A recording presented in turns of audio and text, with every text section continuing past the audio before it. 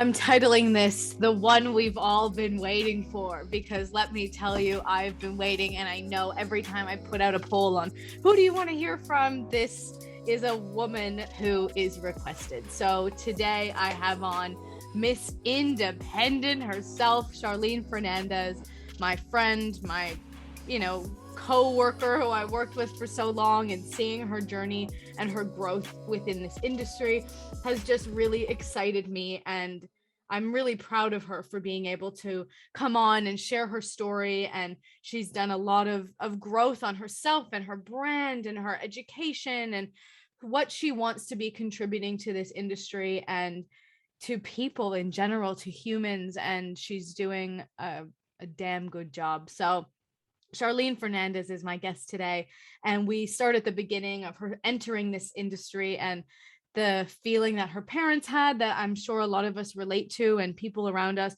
maybe not being number one supporters of going into this industry, and how that kind of lit the fire in her to prove them wrong and herself and that little voice within wrong, and really showing what she can do and who she is within this industry, and that it's an industry that allows us so much to be who we are and be with this diverse range of people that we work with and that we service. And I think it's a really incredible thing that this industry offers us, is that diversity. And I love hearing her story, and we get into her fame team experience and the growth and expansion that allowed her to see within the industry and within herself, and how that led her to winning Independent Stylist of the Year, and her beautiful collection that is now representing her and her brand. And it's just well worth the listen, and really talking about that women in business and power and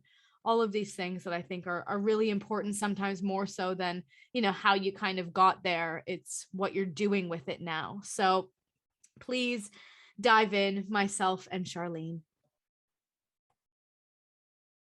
So before I do my intro to my guest today, I've got a little musical segue.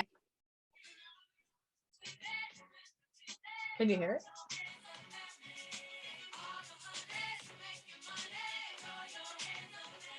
Miss Independent, miss out of my way.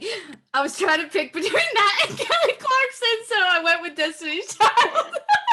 You're more the Kelly Clarkson, I'm more the Beyonce. Both Miss Independent. Love it. Welcome. The long-awaited Charlene Fernandez is here with us, and I can't friggin' wait.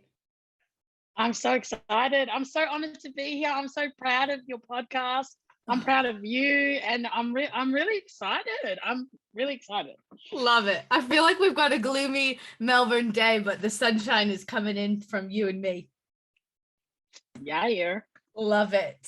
So I feel like the big moment right now is you're winning your Independent Stylist Award, and like this massive moment for you. But what I really want to do is work our way to that, because as much as we want to talk about that and hear this new journey, and it's just, I'm so excited to talk about that, I still want to go into how it happened. There's a whole, I feel like I've said this so many times, you watch people's Instagrams, or it's a highlight reel is what's happening, but there's this whole being and life and person before that. And I just can't wait to share your story with everybody. And I'm so excited. Thanks, babe. So how did you get into this industry? Was hairdressing something that you always wanted to do? How did you kind of fall into this? It's actually funny when I tell this story, or when I used to tell this story, I was like, well, I wanted to be Beyonce.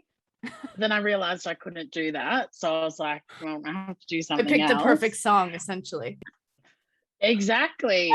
But I think from when I was little, through my work experience and stuff, I did, when we had work experience in year 10, I went and did that at salons. And but even before that, I was very interested in art. I was more with my hands. I wanted to I was always the messy one,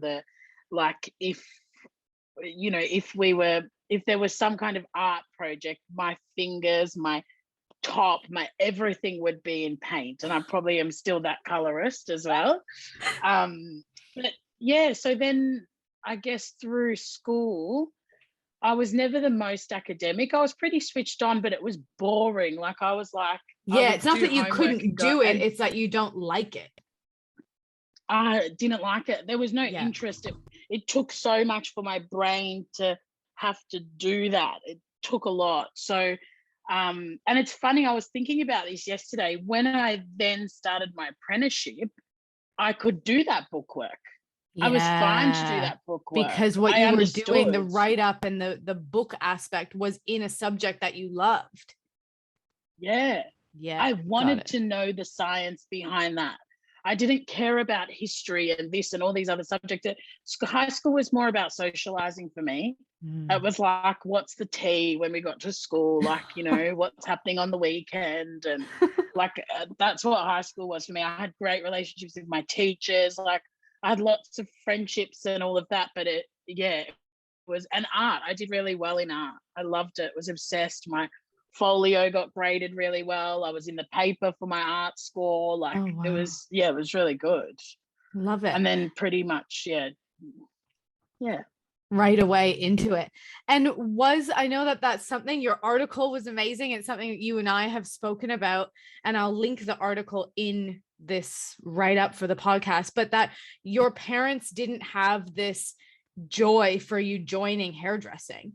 And that kind of, you know, I think that's something that's talked about a lot through this podcast. And what I've been trying, you know, to get out is like, you know, it is an amazing career, but something that I hadn't really thought about, which is my own fault, I guess, is that if you're coming from a family that has migrated here and you're saying they worked so hard to give you this best life, and then you going into hairdressing was almost disappointing.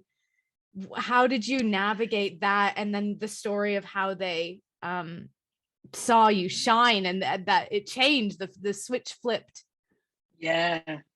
I think like when I was in high school and finishing high school, there was such a push from my parents to go to uni, like go study business first. Like it was kind of like the only way. And even in my career, like the advice from my career teachers was do uni first. You know, I was in a good private school. Like, it was like, so even though I pushed and I made that choice myself that no, I'm not going to do that, there's kind of almost like, oh, you've got to prove you know what I mean? Like this better be good. I better be a success. But my older sister was studying law, you know, so she was doing it right. And then I remember my dad was so upset. My parents were so upset when I told them I was going to be a hairdresser, because back in Pakistan where they're from, it was you know, it wasn't a glamorous job to be a hairdresser. It was almost like a lower class kind of thing. And then it was my first hair competition that my dad came to, and I won. Like it was an apprentice competition. I literally won so many awards. I was sitting down and then I'd have to run back on stage. It was the biggest rush of my life. And walking back, I could see my dad, and he was like crying. Like my dad's a really beautiful, sensitive man, and he was like, I could see him shaking and crying because he was so proud. And it's like that was it. From then they weren't questioning what my career was or what my choices were, and then, you know, through then it just progressed. But even I think my parents understood, but I think it took a long time for my extended family to understand. Only when I kind of got titles such as manager or creative director, then it was like, oh wow, you know, she's doing really good. But I was doing good long before I got those titles. It was just misunderstood. The job title wasn't enough. Hairdresser wasn't enough. No. Yeah, totally. No, because it's like so many people, even now I hear people and they say, oh, I'm just a hairdresser. Like it offends me deeply when someone says I'm just a anyone watching on video, eyeballs just popped out of my head like, what? Because it's like we are so much, our craft is so involved. It's not just anything. We are actually everything, you know? Totally.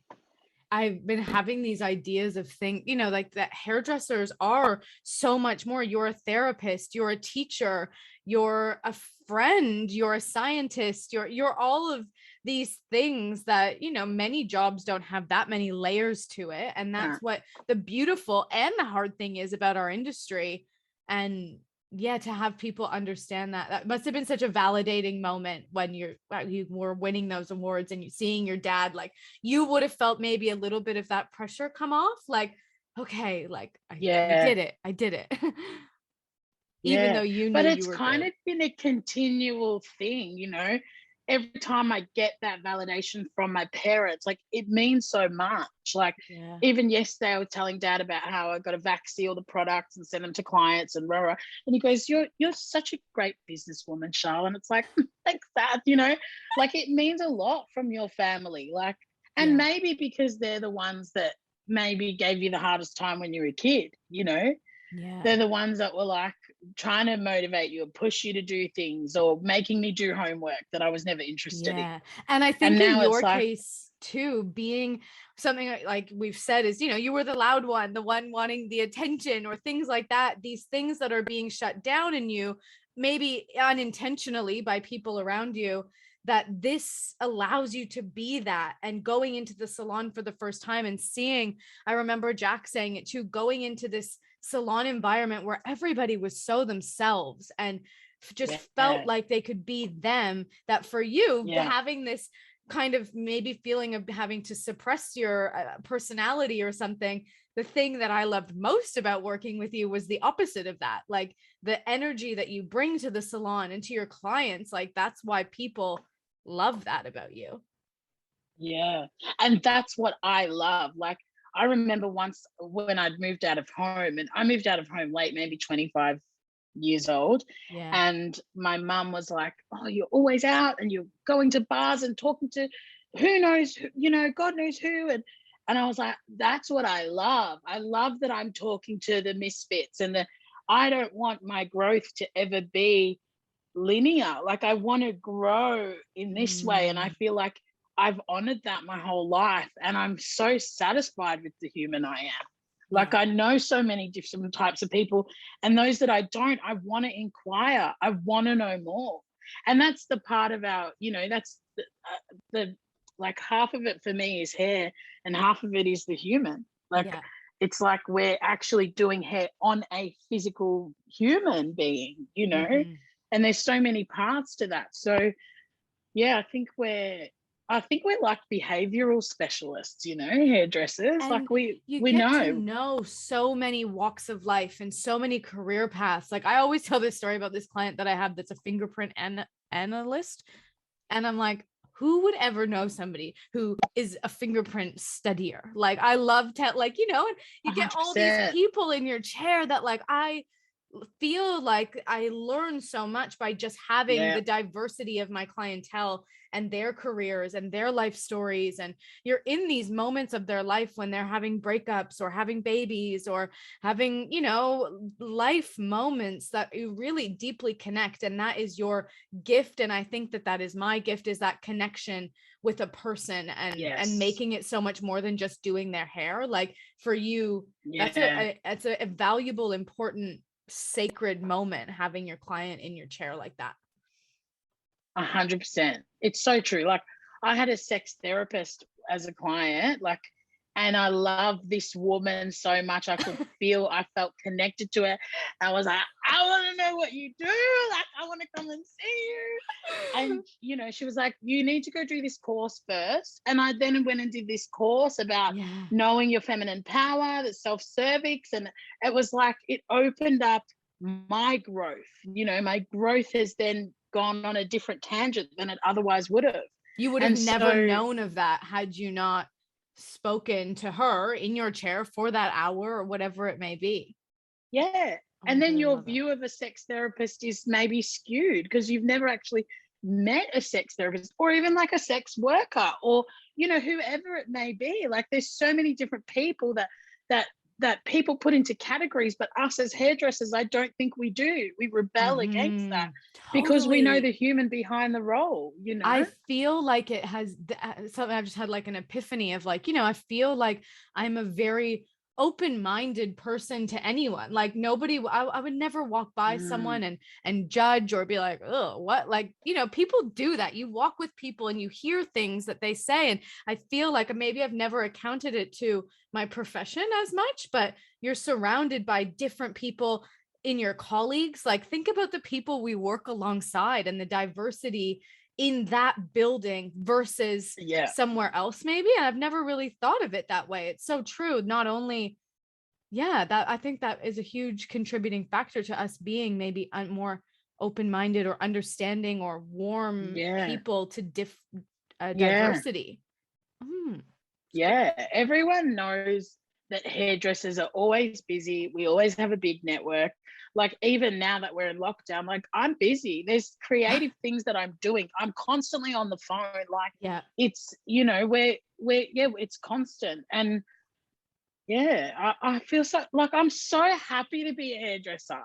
I feel so blessed and like grateful that I am in this like multifaceted industry profession. And lockdown is such a, like, as much as we hate talking about it, but seriously, I think being a hairdresser during lockdown, as much as it's so shit because we've been closed, I am talking to someone, whether it's one person or 5 people a day, someone's always messaging me, whether they want shampoo, whether they're checking in, whether anything. Whereas probably in other industries, you're doing your work or whatever it may be, but we constantly have that thing. I'm the same way. I know we're both the same in being busy and having stuff on the go. Constant connection. It's constant connection.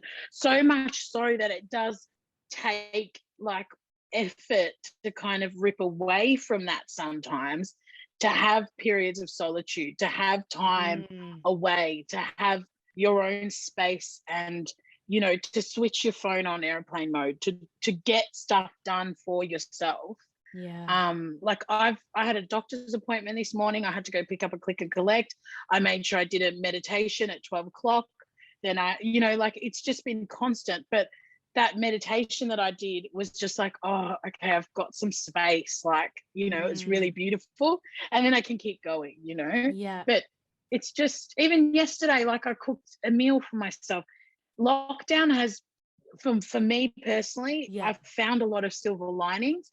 It is difficult. You can't get ahead financially. Obviously, it's a struggle.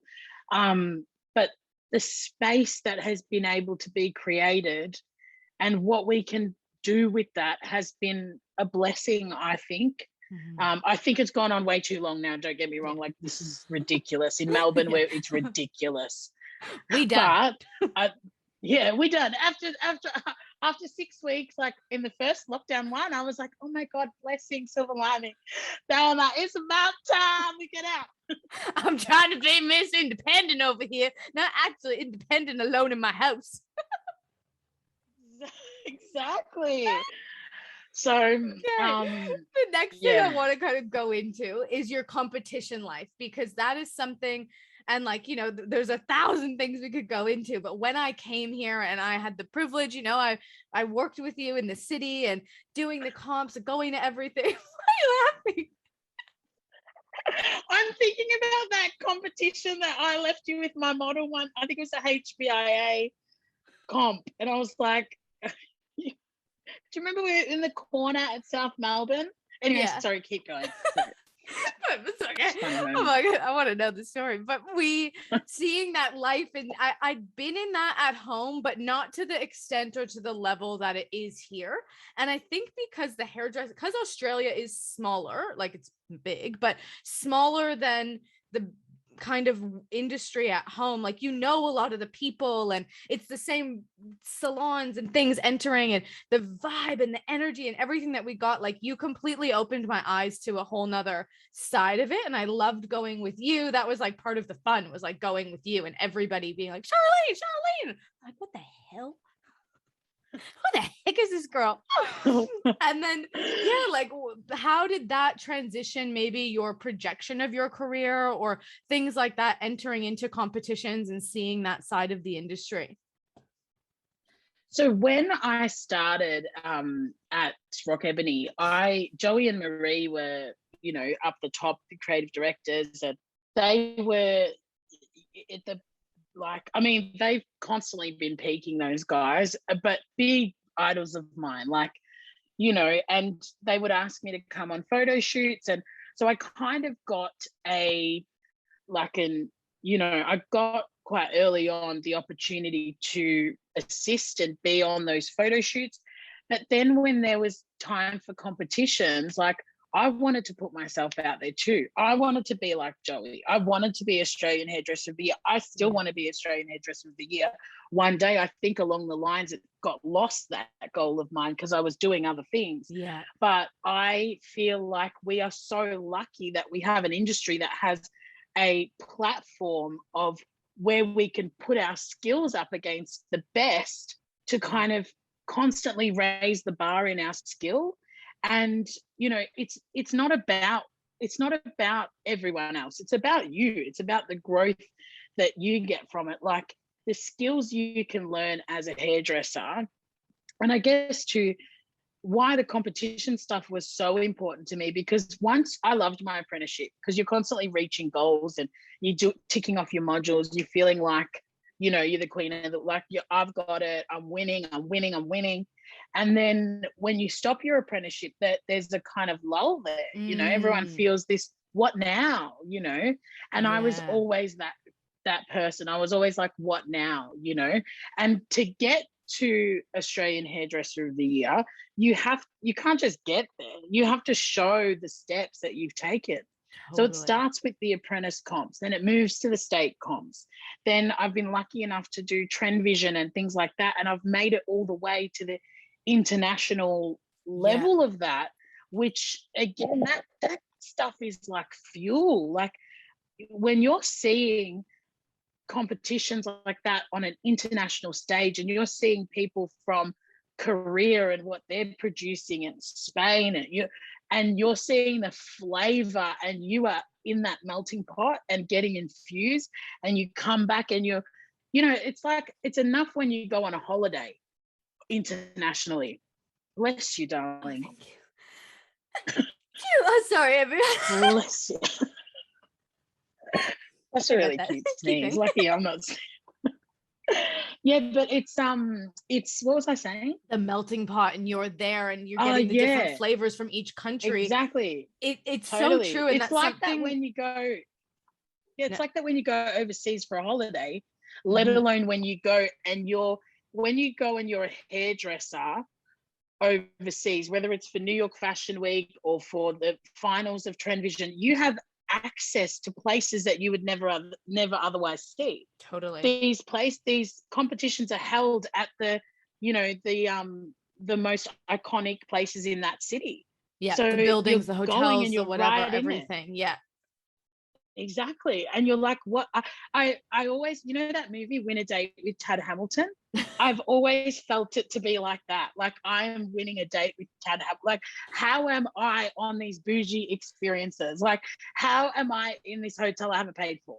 How is this happening to me? Yeah. Like, and there's constantly this reflection needed to realize this is happening, But yeah, it's a lot of hard work that goes into it. There's a lot of when you collaborate with people, there's so much learning that comes from that. Sometimes it's a misfit, sometimes it works really well. So I've been someone who's also like, with Scotty, I was like, you have to compete now because I need someone. I need someone to do the cutting. I want to color. So I've always been a recruiter. I've always wanted people to feel what I feel when I do these things, and the energy from the photo shoot, the energy from the day, from prepping it, all the wefts, like how many times we're at the salon with wefts out doing all kinds, like it's like nothing else. And it's like, you don't mind being there till 10 o'clock for free, having pizza and a wine and doing prep for the day. Like, it's just so fulfilling. And I've always found people like around me, say my housemates or my boyfriends, like, what do you mean you're going on a Sunday to the salon to do? And I'm like, yeah. And like, you're not getting paid? I'm like, no. Like, I love it. Like, it's the Love energy and the it. thrill. And I think you're totally right in saying that you get to see it from another side when you go internationally and see other countries hustle and how they prep and how they pick their models. Everything is just such a thrill. Such a thrill. Such a thrill. And I've been starting to like make a vision board and set goals now for the next stage of my career. And I'm kind of like, you know, just remembering, like, it's kind of like we think the world's kind of ended, but it's like, I want to educate internationally. I want to do these things. Like, the fire is there. The fire will always be there, I think. And something that I think gave you a huge amount of growth. And when I was prepping for today, you know, I feel like I don't have to prep as much or more, because it's like when it's your friend, you're like, oh, I know stuff, but like, do I actually know these things? But I was reading your Fame Team submission last night, and I was having this like reflection of being like, holy shit, like, who is this person that I'm like, you know, you've had so much growth, and to be, I feel like that was a pivotal moment in your career and in your life, having that experience happen, and the change in you now. Like, you know, would you have ever thought that this is where you would be now then? No, I don't think I've ever planned things like that, to be honest. I think it's more just, I know when it's time to stop something. I know when I need more of something. And then and then, you know, I'm trying to now be a little bit more strategic, because I'm a business owner, of what the next steps are and what I eventually want to create. But no, when I did Fame Team, this wasn't, you know, it wasn't the end goal. It wasn't. What do you feel like Fame Team changed for you, or opened, like, how is that impacted now for you, the Fame Team's experience? The main thing, I think Fame Team accelerated my personal growth. It opened my eyes up to an industry that I never had access to before. It gave me access to Sharon Blaine, to Kobe, to, you know, like, just like, to Jules, like all these people that I had looked at and been like, oh my God, they're so amazing. Or like been like, I'm going to go say hello at a competition, you know. But then when it was like a personal level, I feel like that's something that I get from the podcast in a way. Like, you know, you have these glorified pedestal people, and then you get to talk to them and be in a class with them, and you're like, oh, you're a hairdresser too, you're a person too, and now I'm aspiring to get to that level. But at the end of the day, you're just a person as well, and a hairdresser at the core. It makes them more human. Totally. And even the other part of it that I think makes them more human too is seeing their hands live. Like, I'm a real watcher. I'm watching how you're getting to that point, how you're getting that tension. It's like it gives you that zoom in of what is actually going on, you know, in there. So that skill set, of course, incredible. But the other part of it was my personal growth. I don't know if I was ready to be. I mean, I think I was ready, but at times I questioned whether I was ready, because I was very confronted by seeing myself on a platform. I had to face myself. I had to face the bad voices in my head telling me that I wasn't good enough, telling me that I was too fat, telling me that I was, you know, not as cool as the other people, or I didn't know as much about fashion, or I had to tackle all of those things because they were coming up at the same time as I was being platformed. And it was like, you have to do it even more so because you've got a whole team. That's what I was just going to say. In it with you. Yeah.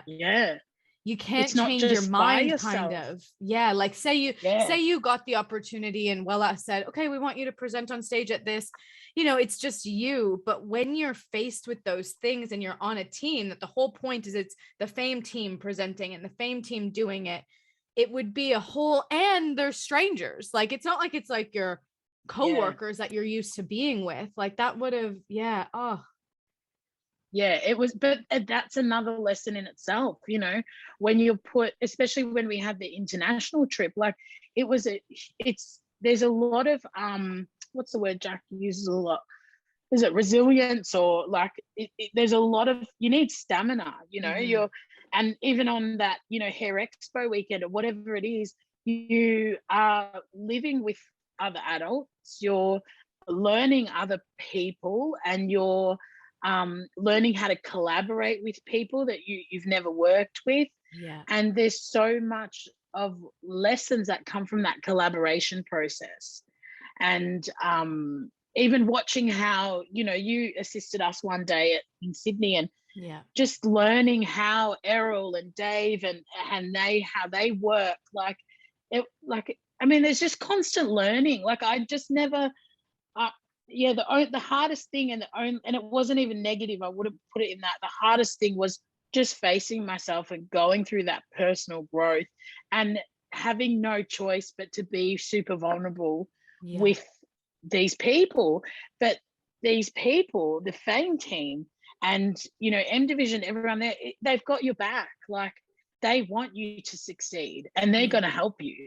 And it might be like, I remember one night we were in Sydney and on the couch, and Chris was like, have you heard of this person, Lizzo? And I was like, no. And he played her song and I was like, oh my God. And then he showed me her album cover and I was like, oh my God, like it was a profound, and this artist has helped me so much with owning myself and owning who I am. And they show you things, or whether it's, all of them used to watch RuPaul's Drag Race and I never did it. Now I'm not a religious, but I'm like, as in watcher of it, but it's like, I'm like, oh my God, that's so cool. That's so, like they showed me things. But I'm sure introduced things into your life that you wouldn't have known had you not had those people. Kind of, it's again, people from different parts of the country or wherever that totally. You wouldn't have had. Same with the clients, like we're saying, if we didn't have those clients in our chair, we wouldn't know about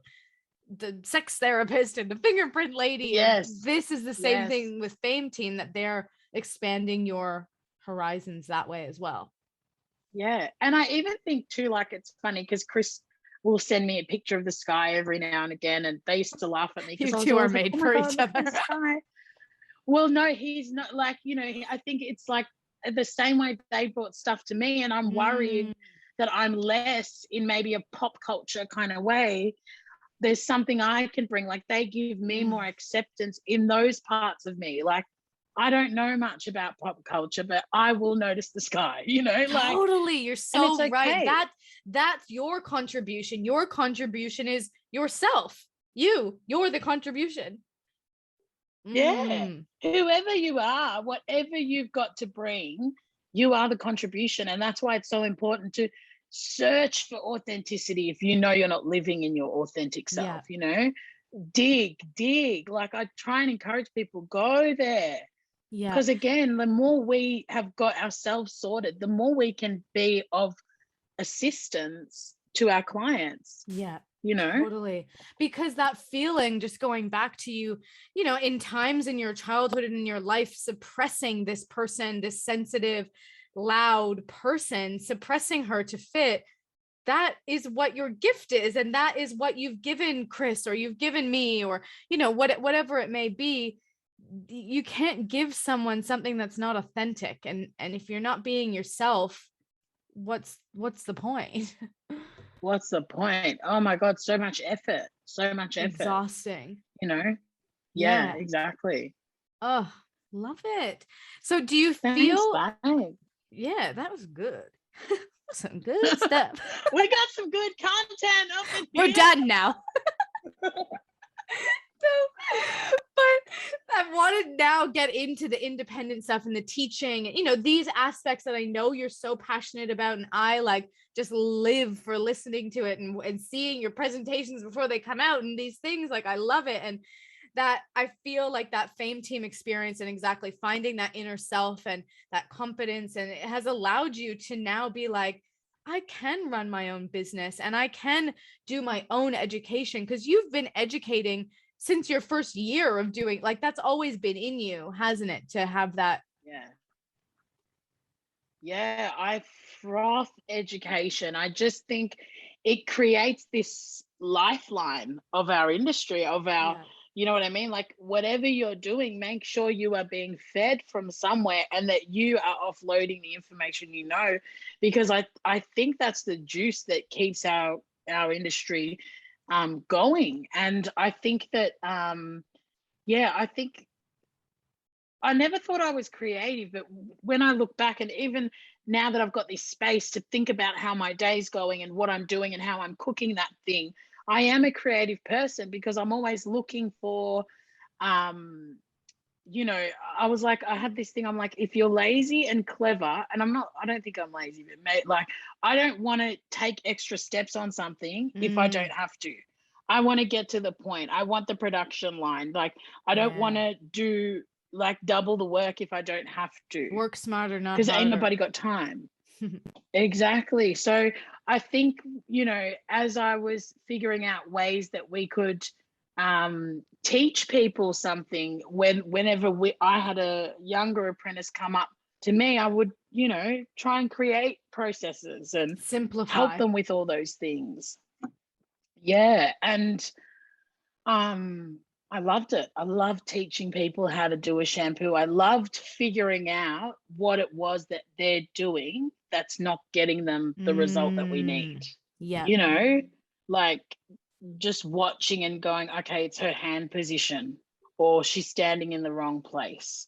Yeah. Or, you know, and now it's even another level of, the more you learn or the more you experience you have, you realize hair can really do a number on our body.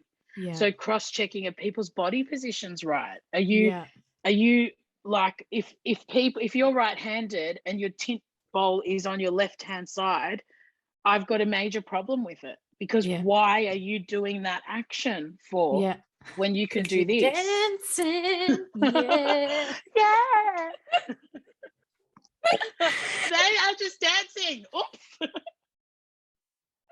I love it. It's gonna be an episode people have to watch, not listen, because they're not gonna understand what the hell's going on. Well, we better give them a show then. We're breaking into song and dance.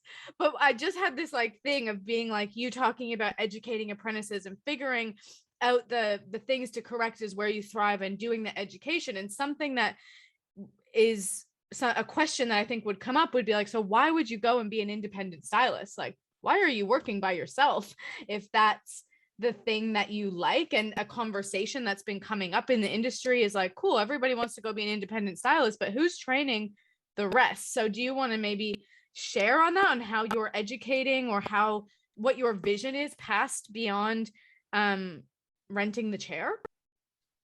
Yeah.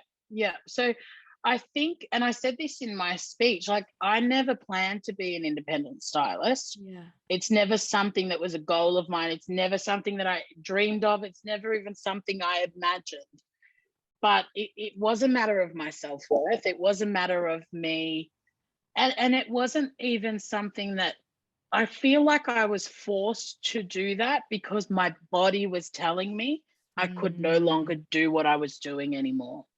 I was a creative director. I was a head educator of color. I was managing a team. I was on the floor myself. Hats. I was wearing a lot of hats, and I didn't know how to pull away from them anymore. And I felt like I was drowning. Didn't know.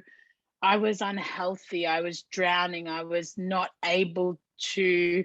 My house was always a mess. You know what I mean? Like, everything was all over the place, and I didn't it was my body that was like, my hands stopped working. They were literally, I Mm. was doing foils and they would cramp up, and then I would wake up and I'd be in massive tension when I woke up from sleep. And I was like, this is no way to keep going. So I was kind of like, okay, I know I want to have a salon one day. How am I going to get there? How am I going to get that? I don't have the finances to do that. Yeah.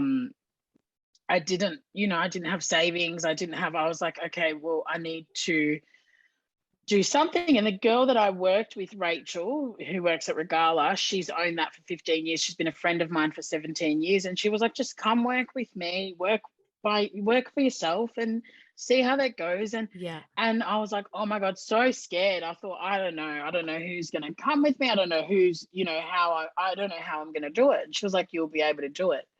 And I definitely was able to do it. And I started a business during COVID, Yeah. like I literally resigned 2 weeks before COVID hit and was Goosebumps. then, and then, I succeeded very quickly. I was so surprised. I still get surprised by the people that reach out to me, and Yeah. it's all those things contribute to you going, get rid of the voice, get rid of that voice. Because those clients that are seeking you out and trying to find you on LinkedIn and this, that, and the other, that you've made an impact on them. Yeah. So I guess in answer to your question, I needed the space to figure out even how I wanted to take my next steps. Yeah. I know there will always be a community of people around me, and I believe there already is in our little independent hairdresser Totally. world. Yeah. The industry feeds us so much that we don't need to belong to a salon to belong. Yeah. And that's almost the misconception that I think sometimes is put out there by salon owners, or, not always, but sometimes that's the misconception. Like, oh, cool, you can go on your own, but you're on your own. Like, you want to be in this environment and in the team. And it's like, I feel so connected to my friend. Like, how many of us in our core group of friends now are working for ourselves and doing it. And it's totally right. The Yes. vision isn't, I never wanted to work by myself, and I work with another person in my salon environment, but it's that you can't, when you're a dreamer and when you're someone who has these big visions, it consumes you as well in the evening. Like, I can't sleep. All I'm doing is thinking of plans. And when you're running a full column and working at a salon and having no control of your hours or this and that, and you have bigger visions, you physically don't have the time to put those visions into action because you're working for somebody else. And I feel like by having the salon or my own column and my own business allows me to, if my client cancels, okay, amazing, I have that 4 hours that now I can put into editing my podcast. I can't do that. I couldn't do that before. Or you couldn't maybe plan your education in this detail in this way and really dissect it the way you have, because you have too many other job titles that you're doing.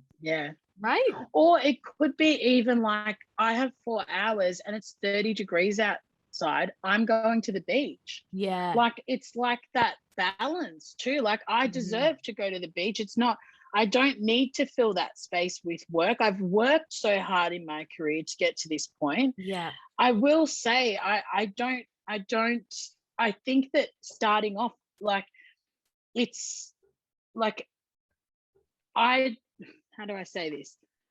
I loved working in a group salon. I loved the bigness of people, the community. I loved it. I highly recommend it. I think that there's so much to be offered in terms of education and all of those and opportunities at a big salon. And the social skills of what we just discussed, of having a team of diverse people around you, is what you get in that. That's the beauty of it. Is you have this big network of people. Totally. But I think that most people that do end up moving on, and for me, this is very much part of it. It's like, I needed to nurture what my ideas were. I started having ideas and I wasn't, there were too many limitations because I was working in a business where someone else's ideas were being, prioritized. And it's like, I want to exercise all these things that I'm thinking. and Yeah. do it this way and see You how want this to works. implement your balance within the industry, a healthy balance between work and life, and about emotional well-being. Like those are all things that are part of your core values, so much so that if that's not in the core values of where you're working, not to say it wasn't, but for no matter where you are, everybody's core values or three pillars of what they want their business to be anchored on are different. Of course yours are going to be different, and yours out of anybody is going to be different, because you have this nurturing, side that you are so good at that needs to be yours. Thanks, babe. It's really not. But are you recording this? I hope so. Shit, imagine I wasn't. We gotta start over. Exactly. I actually think like I have big plans for where I want education to go, and I really want to create a lot of education for apprentices, affordable education, so you don't have to work at the best, biggest salon with the biggest academy, but you can access education just wherever you are and wherever you're working, whatever kind of salon you're working from. And I feel like we've got the digital access now, we've got these platforms, but I just don't think I would ever have been able to have the space to create like I am now if I was still where I was. Yeah, totally. And I owe it to myself. Yeah. I owed it to myself. I've earned it. It's taken me a long time to say these words. It's taken me a long time to be ready to talk to you, because I've had to process everything myself and and know that I was worth it and know that I was allowed. I had to give myself permission to do these things, so I had to eradicate the guilt, eradicate all these, there's a lot of perceptions out in the world about, what independent artists are doing and why they're doing it and what we're doing and ruining the industry. But as far as I see it, evolution is imperative. Change is, it's gonna happen. We can't avoid it. Like I feel like we're all still one. We're all still one industry. And what you would have been the salon. You go. The salon will never go. It will never be a group salon, and a big team will never go out of fashion. There will always be a need and a demand, I believe. Yeah. And I was just going to say, like, what you contribute to education, whether you're in a large salon group or it's on your own, having this time to yourself to plan and roadmap, and what you're teaching is not just foil placements and stuff, as much as it is, you're teaching inner growth, like the same with Jack, kind of having that it's something else, emotional well-being within the industry, all these things. Like you wouldn't have been able to give that to our industry, which is so important and so much of what we're trying to push forward and evolve our industry to be more holistic, maybe in a way, or something like that. You wouldn't have been contributing that aspect as much as you would be now. You would have still been contributing color lessons and, which you still are, but this is a different segment to your education that you wouldn't have had you not had this self-healing time. Absolutely. And I do believe we're constantly all healing. Like it doesn't stop, personal growth never stops. You don't get to this end point and you're enlightened and you're done. Like it's constant. But I guess like, really making that choice, taking that risk, jumping off and doing my own thing, allowed me the space to start my journey of caring for myself. And it's like I could have probably taught everyone that this is what we need to do and try this and blah blah blah. But you're not practicing what you're preaching. Authentic. Exactly. Yeah. And I ain't about that. Now, something that I think is damn authentic is your collection. And like it was it's you, like that collection is what you exude, you know, or whatever the word is. Like I think that I always love your collections. Like if I ever, you know, the sticks in that girl's hair, I love that one. But this collection, I know one is so powerful and meaningful to you because of the diversity within the collection, but also in the fact that it took you to winning this independent stylist trophy and award, validating all of these little inner voices that you said you've had. Not only was it like, you know, you validated your parents when you got those trophies, or, you know, that feeling with them then. Yeah. I feel like this collection and this win did that for you also. 100%. 100%. I mean, I have dreams about being up on that stage, you know, like that's such a moment. Like, I remember when I ran up there. No, I don't ever run, but like I ran up there, and my heart was beating out of my chest because the meaning behind it, and it's so like sometimes I'm like, oh my God, you know, there's amazing people that get up there and make a speech and they name and they thank everyone, and I didn't even do that. I didn't even mention my team and the photographer and all these amazing creatives that collaborated with me. But I think it's because it's more about what that means for my growth, what that means for how far I've come. Yeah. Like it's the collection and doing that, it was a big financial outlay. But again, I could do that because I was working for myself by then. So I had that money saved, and I knew that I want to constantly invest back into my business, you know? So it was that I put this money and I took that. I had a team, a lot of them I hadn't worked with before. I knew very much so who my models were. And there's a whole nother part of that collection, like a part 2 that I've got for an AHFA entry, that I'm just hanging, like it's been extended and extended, but I'm so hanging to get that out there as well. And, you know, it was very important for me to give the brief to the models of what I wanted them to embody. Like, I think as women, we have been almost in society been given a secondary role. And as I come to understand that more and more, it makes me angry. I'm very passionate about that. It makes me like profoundly feel like we need to make this change. And I feel like we need to feel power upon ourselves. Like my sister bought me, you know, because on my birthday, everything's closed and she did an office works order, and she bought me this plaque and it said boss lady. I don't want to be a boss lady. I'm a boss, period. You know, period. Like this is a shit gift. No, that was really normal. No, but you're so right. Why does it have to say lady at the end? I'm just the boss. Yeah, we're just a boss. Like, and I just think, like, I guess, you know, I feel like I felt that vibration coming from my family as a woman.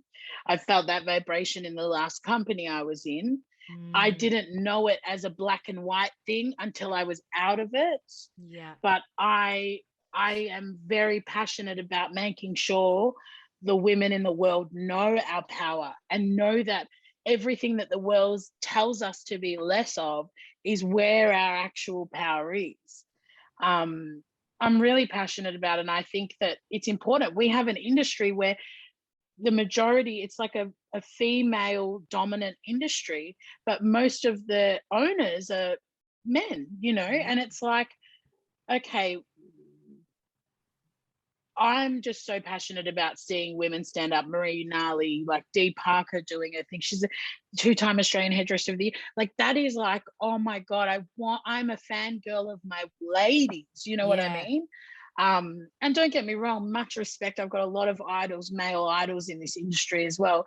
But I have felt being under almost, whether it's for the fact that I'm a big girl, for the fact that I'm a woman, or for the fact that I, you know, have a darker complexion. Like I don't want anyone to feel under. I want everyone to know we can work on that power ourselves.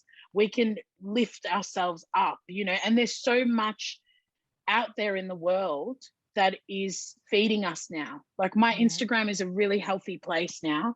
Everything is self-love and body positivity and blah, blah, blah, blah, blah, blah, blah, blah. You're conscious of the people that you're following on those platforms to make sure that when you are checking into that, it's not a negative thing. You're having these positive things that you're scrolling to. And even just that awareness in itself is huge and something to share with people, like that's big. Absolutely. So I feel like I could kind of represent that in a collection. I just wanted beautiful hair. It was in the middle of Fashion Week. I was assisting Joey at Melbourne Fashion Festival. And so it was a really good opportunity for me to shoot like in amongst that, because I was shooting and I was in Fashion Week mode. Whereas when you shoot a collection, sometimes it can get dragged out. The photos, the things aren't working. You're trying to get this shot. Whereas I was like producing things quickly. If it didn't work, get it back in, wash it, let's do something else. And on the day, I remember having this moment where it was like, don't doubt yourself anymore, Charlene. Look around you. You're already creating that community. You've got all these hairdressers here that have volunteered your time. Your creatives are inspired by what you're doing. And the photos are beautiful and it's all coming together. And to then go, and for Sydney, like I almost didn't go to Sydney because of all the lockdowns and stuff. And then last minute, I had a lot of people telling me, I think you've got this, I think you've won. And I was like, oh mate, if I win and I'm not there to have my moment, I was like, I'll die. So I went to Sydney. I missed my first flight. I've been waiting my whole life to win that fucking Grammy on the stage. If I'm not gonna go get it, I'm not missing this one. Literally. And I'm so glad I didn't. I'm so glad I went.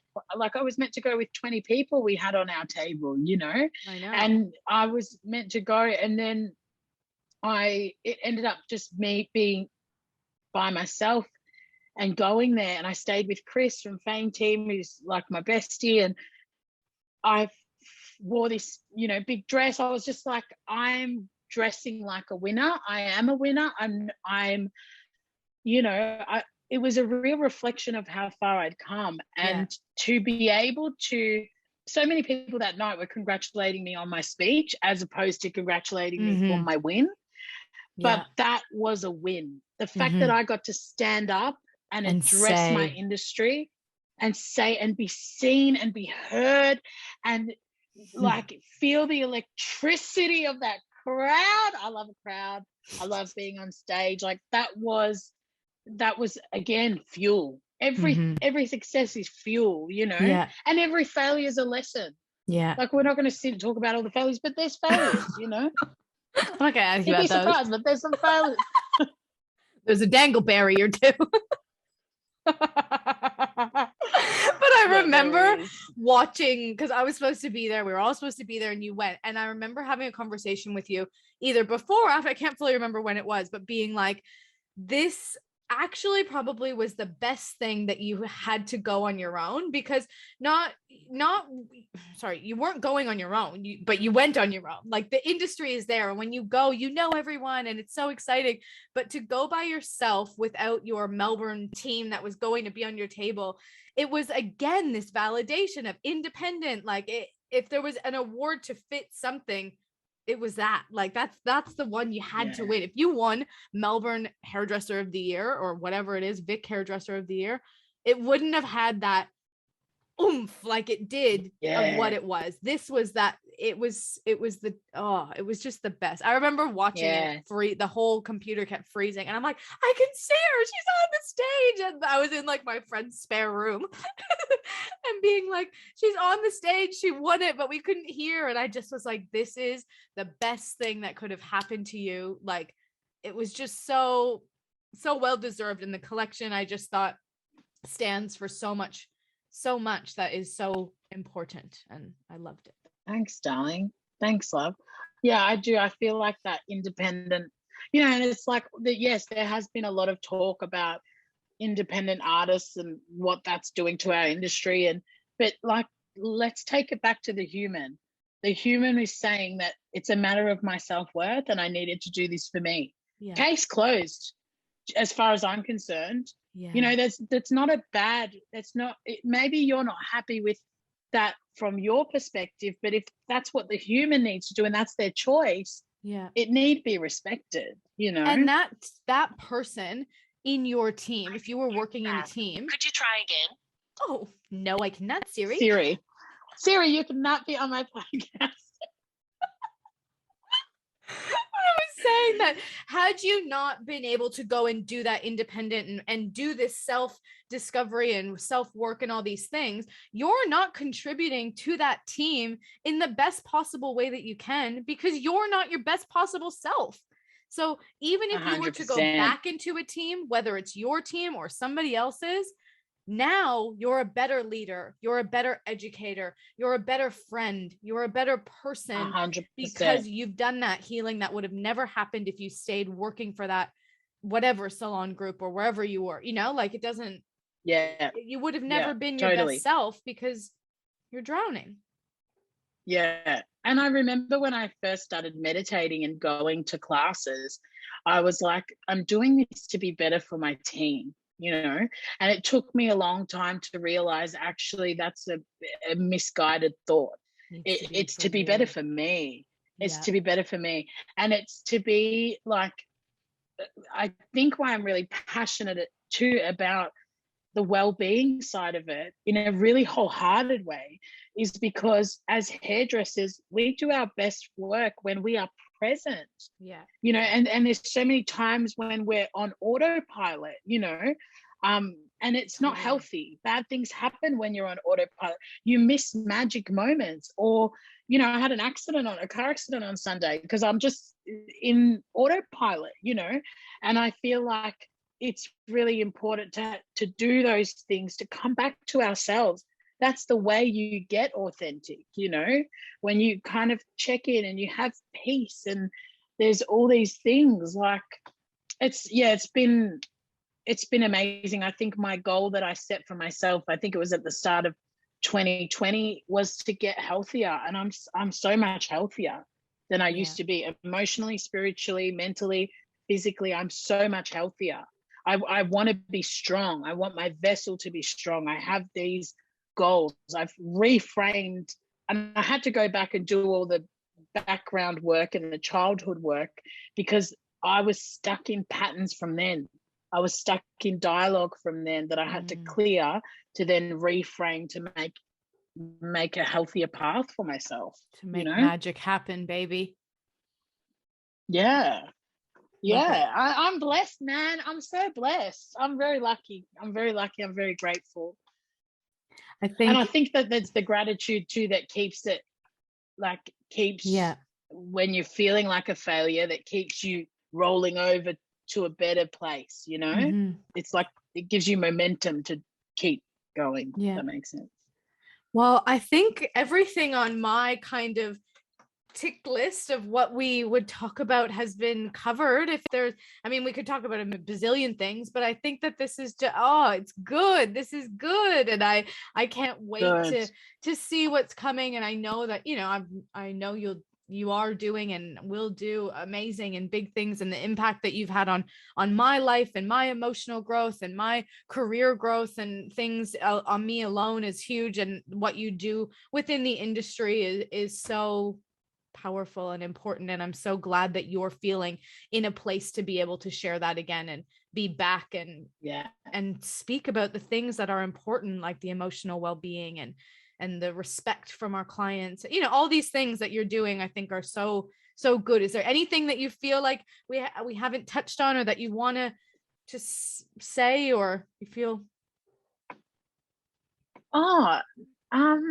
No, I think I touched on everything. My biggest, most exciting thing, I'll just plug myself at the moment, is that I've got the brand, The Human Hairdresser. Yeah. I thought I'd have the salon going first, but financials and COVID hasn't really allowed. The world doesn't allow for a salon opening right now, really.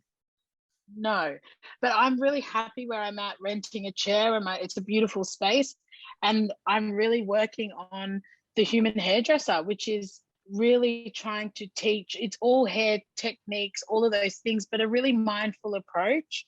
And really touching base with the human and having a real connected form of education. And I've been working with salons, and it's so enriching to be back with salons again. And so I guess that's what's next for me. But I have big, massive dreams, man. And I feel really grateful I'm here able to talk to you about them. Again, well done on everything you're doing, babe, because you're killing it. And I'll live for your podcast. So now I'll be looking forward to listening to mine. Now you've done your best one. You might as well just have this be the finale. So you're done now, right? Should we do a part 2? Nah, it's been awesome. It's been awesome. And it's been awesome to share. And you're so right. Like there are times where you're not ready to share, And I think that's important for hairdressers to know as well. If you're not ready to share, if you need to retreat, take that time for yourself. Check into what you need, because your body's always going to tell you. Totally. And I think I did that. I was quite dormant for quite a while in terms of, and now that I'm ready to share, it's like, you're the same. It's all coming, and it's like I've got notes everywhere and notes on my phone, and I have processes, and it's exciting. But I don't think that would have happened unless I gave myself the time, unless I surrendered to I need a rest, I need a break, Love so it. Thanks. Well, thank you for your time. I actually love the energy that it gives me doing these. Like it fuels me too. So I'm grateful for your time and for you sharing your story. And I know that this is going to be a big listen. Love it. Well, let's hope so. After you plugged it like that. All right. Thank you. I hope so. I'll get it out. I'll tell the people. Thank you. Thank you. Thanks for tuning in to this week's episode of The Successful Stylist Unfoiled. If you made it this far, I hope that it means you enjoyed the episode. If you did, the most helpful thing you can do is leave us a review on Apple Podcasts. It's greatly appreciated, and I hope that you'll join me next week on The Successful Stylist Unfoiled.